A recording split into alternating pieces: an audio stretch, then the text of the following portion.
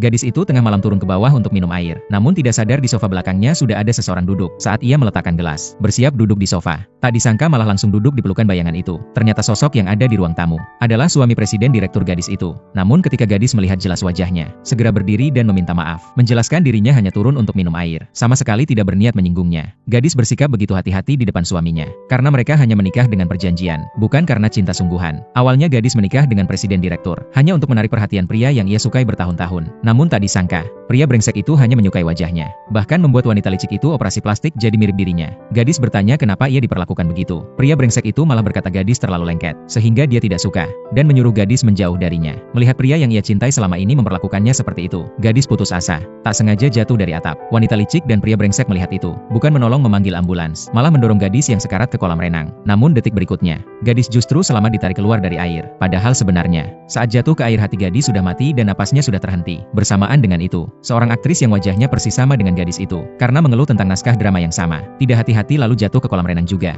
Di saat genting itu, roh keduanya menyatu. Ketika gadis berhasil diselamatkan sahabatnya, melihat sekeliling yang asing, belum sempat bertanya apa yang terjadi. Sahabatnya sudah maju dan memarahi wanita licik itu. Tak disangka malah pria brengsek melindungi wanita licik di belakangnya. Mendengar itu gadis terkejut, baru sadar dirinya masuk ke dalam naskah drama miliknya sendiri. Sedangkan di cerita itu nasib gadis sangat buruk dan berakhir tercemar nama. Kini ia tak boleh lagi mengulangi kesalahan yang sama. Saat itu wanita licik mendekat, menggenggam tangan gadis lalu mendekat ke arahnya, mengatakan gadis boleh memukul atau memarahinya, asal jangan marah lagi. Namun gadis merasa muak dengan wajah pura-pura kasihan itu. Hanya ingin mereka mengganti rugi pakaian dan tas yang basah, lalu mengakhiri masalah begitu saja. Gadis melihat cek 1 juta di tangannya langsung tersenyum puas. Sahabatnya yang melihat berkata, itu cuma uang kecil, lebih baik masukkan wanita licik ke penjara lebih menguntungkan. Baru saat itu gadis teringat, kalau suami kontraknya presiden direktur, setiap bulan selalu memberinya 20 juta uang bulanan. Dia segera meraba tas. Benar saja menemukan kartu hitam edisi terbatas. Dengan suami sekaya dan sekuat itu melindungi, menghindari nasib dipaksa mati oleh pria brengsek dan wanita murahan, bukan lagi hal sulit. Tak lama kemudian gadis pergi ke villa presiden direktur. Namun karena ada perjanjian pranikah,